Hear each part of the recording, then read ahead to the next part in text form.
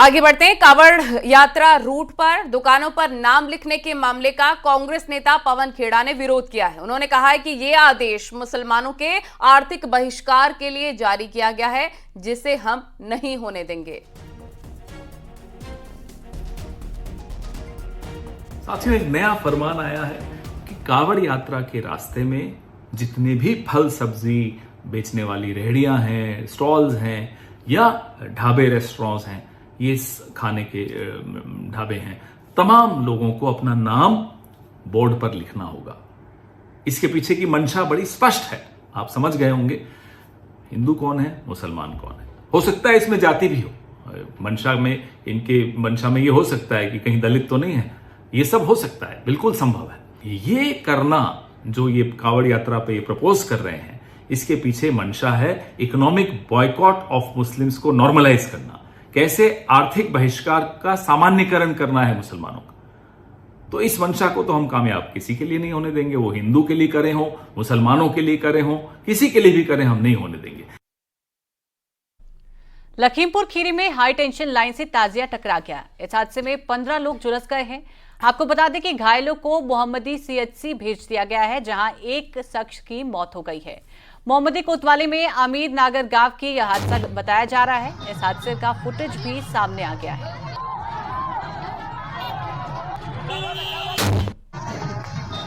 और आप तस्वीरों में देख सकते हैं कि किस तरीके से लोगों की भीड़ के बीच में इस ताजी में हाई टेंशन लाइन टकरा गया और जिसके बाद ये हादसा हो गया।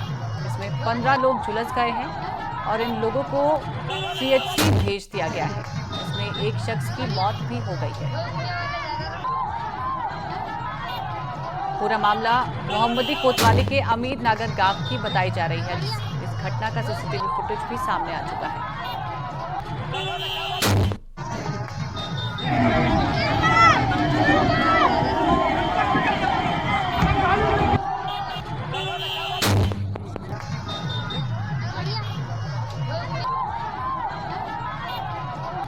आप तस्वीरों में देख सकते हैं कि किस तरीके से ताजिया लेकर लोगों की भीड़ जा रही है और किस तरीके से ऊपर हाई टेंशन लाइन ताजिए से टकरा जाती है, जिसके बाद करंट आता है और इसमें 15 लोग हादसे का शिकार हो जाते हैं। और वहीं मौलाना तौकीर रजा के बयान पर हिंदुवादी संगठनों में काफी रोष है। लिहाजा आगरा से 5 दूल्हे बारात लेकर बरेली के लिए निकले हैं और बैंड बाजे के साथ ये आगरा से बारात निकली है। 21 जुलाई को बारात बरेली पहुंचेगी और 22 जुलाई को आगरा में रिसेप्शन होना है। इनका कहना है कि मौलाना तौकीर रजा ने जिन लड़कियों का धर्म परिवर्तन कराया है, ये लोग उससे शादी कर घर वापसी कराएंगे।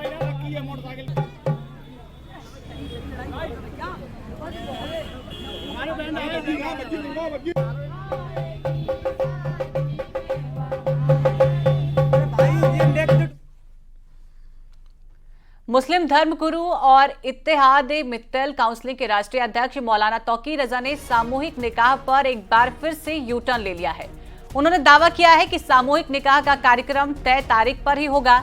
साथ ही उन्होंने आरोप लगाया है कि उन्होंने लोगों पर दबाव बनाकर झूठे वादे करके कार्यक्रम स्थगित किए जाने की चिट्ठी लिखवाई गई, जिसमें मौलाना तौकीर रजा की मर्जी शामिल नहीं थी।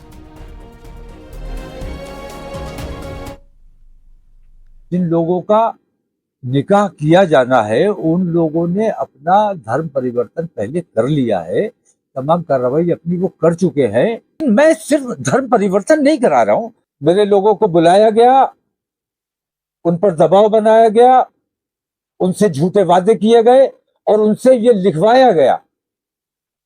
मेरी मर्जी के खिलाफ ये लोग लिखकर देकर आए कि कार्यक्रम स्थगित किया जाता है। हमने जो तारीख दी थी, हम उस तारीख को ही अपना प्रोग्राम करेंगे। मौलाना तौकीर रजा ने साफ तौर पर कहा है कि कार्यक्रम में धर्म परिवर्तन नहीं करवाया जाएगा, बल्कि हिंदू लड़के और लड़कियों का सिर्फ निकाह होगा। उन्होंने दावा किया है कि जिन हिंदू लड़के लड़कियों का निकाह करवाया जाएगा वो पहले धर्म परिवर्तन कर चुके हैं। साथ ही इस कार्यक्रम की अगर उन्हें अनुमति नहीं दी जाती है तो प्रशासन को वजह बतानी होगी। मेरे लोगों को बुलाया गया, उन पर दबाव बनाया गया, उनसे झूठे वादे किए गए और उनसे ये लिखवाया गया। मेरी मर्जी के खिलाफ ये लोग लिख कर देकर आए कि कार्यक्रम स्थगित किया जाता है। हमने जो तारीख दी थी, हम उस तारीख को ही अपना प्रोग्राम करेंगे। परमिशन अगर नहीं मिलती है तो परमिशन ना देने की मुझे वजह बतानी होगी। जिला प्रशासन की जिम्मेदारी है और उन लोगों पर कार्रवाई सुनिश्चित की जानी चाहिए। अगर मुझे परमिशन नहीं दी जाती है तो जो इस किस्म के कार्यक्रम आज तक बिना अनुमति करते रहे हैं, धर्म परिवर्तित कराते रहे हैं। प्रयागराज महाकुंभ को लेकर मेला अथॉरिटी के अफसरों और अखाड़ों के प्रमुख संतों की बैठक हुई है। इस बैठक में मेला अथॉरिटी के अफसरों के साथ सभी 13 अखाड़ों के प्रमुख संत महंत भी मौजूद रहे।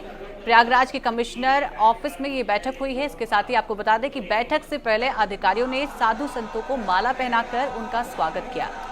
अखाड़ा परिषद इन दिनों 2 गुटों में बटा हुआ है और दोनों गुटों के 2-2 प्रतिनिधि इस बैठक में शामिल हुए हैं। इस बैठक में महाकुंभ की तैयारी और कार्य योजना को लेकर साधु संतों को जानकारी दी गई। इस बैठक में मेला अथॉरिटी की ओर से साधु संतों से सुझाव भी मांगे गए हैं और फर्जी बाबाओं के बारे में भी चर्चा हुई।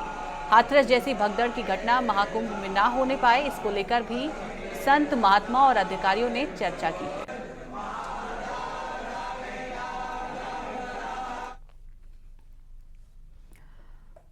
और कन्नौज में कार ने स्कूटी में टक्कर मार दी। इस हादसे में एक की मौत हो गई है। इसके बाद गुस्साए लोगों ने नेशनल हाईवे पर जाम लगा दिया, जिससे हाईवे पर गाड़ियों की लंबी कतारें भी देखने को मिली। सदर कोतवाली क्षेत्र के करणपुर गांव के पास का ये पूरा मामला है।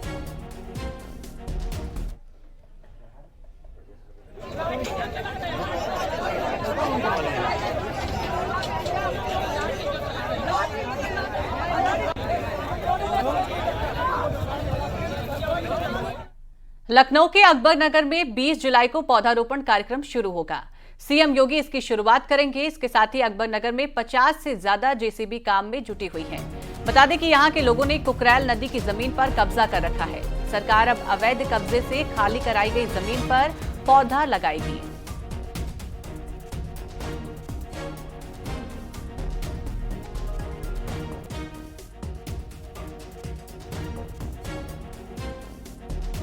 का ये वही इलाका है जहां पर कुछ महीनों पहले सैकड़ों की तादाद में मकान बने हुए थे। इस अतिक्रमण को राज्य सरकार ने साफ करवाया। आप साफ तौर से देखें, यहां पर अब ऐसा कुछ भी नज़र नहीं आता जिससे ऐसा लगे कि अतिक्रमण कंचित मात्र है।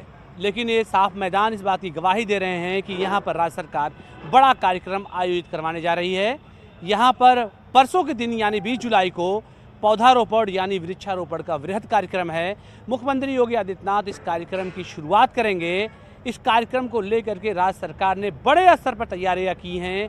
अकबर नगर का जो इलाका अतिक्रमण से मुक्त हुआ है, यानी कई एकड़ जगहें जो मुक्त हुई हैं, इन तमाम इलाकों में वृक्षारोपण कर ग्रीन फॉरेस्ट एरिया बनाया जाएगा।